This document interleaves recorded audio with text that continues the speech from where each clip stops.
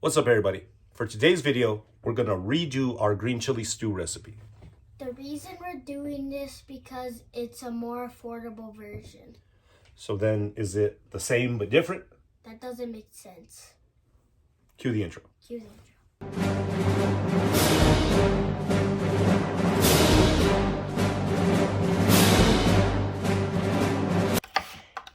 First, dice up some onions. Dice them as small or big as you want. I want them like this so they don't dissolve in the stew. Next, finally dice some garlic. Dad, you should invest one of those garlic press thingies. Now that we got it diced up, we're gonna saute it in some oil. We're gonna saute these for about a minute or two.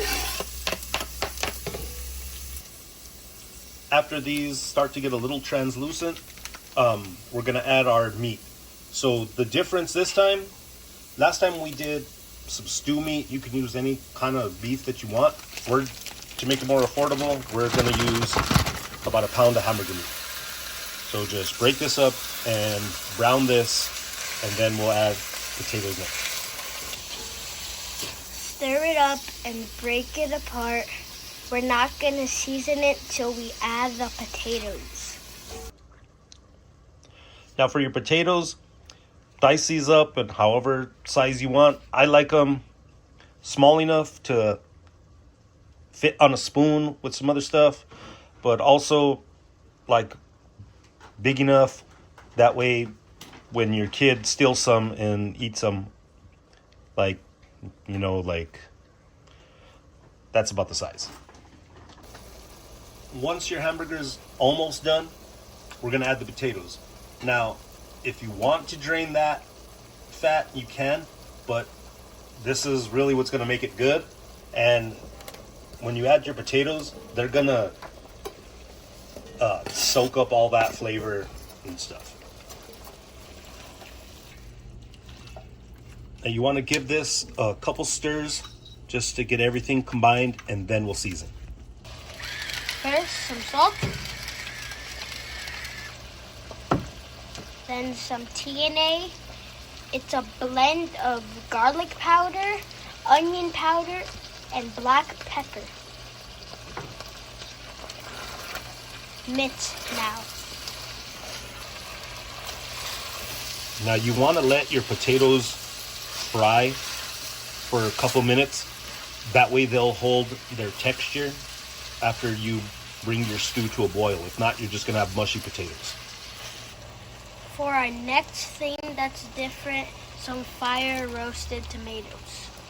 Now, you can use the regular ones if you want. We just did this one time and we liked the difference that it was. It was just so much better in our opinion. Stir it up and allow your tomatoes to cook for a couple minutes. Now we add our veggies. We're using canned green beans and corn. You could use whatever combination you would like. Don't strain them. The reason we're not straining it is because the flavor from the juice is gonna just give our stew much more flavor. Now for our inexpensive secret ingredient. My mom has been canning and jarring a lot of her own stuff, so she made her own chicken bone broth. Now, if you don't have access to something like that, like you could get that at like a farmer's market or something, but if not, you can use store-bought chicken broth, but do not use just water. You need this for the flavor. Stir it up and then we'll bring it to a simmer and then we'll season. Actually, let's season it before it gets to a simmer. We're gonna use some salt and some TnA, of course, and bring it to a simmer. Before it gets too hot, make sure you taste it, see if you need to add more seasoning. I think it needs more salt.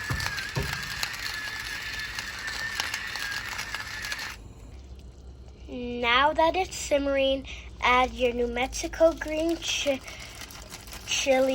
You could put it in defrosted, frozen, it doesn't matter.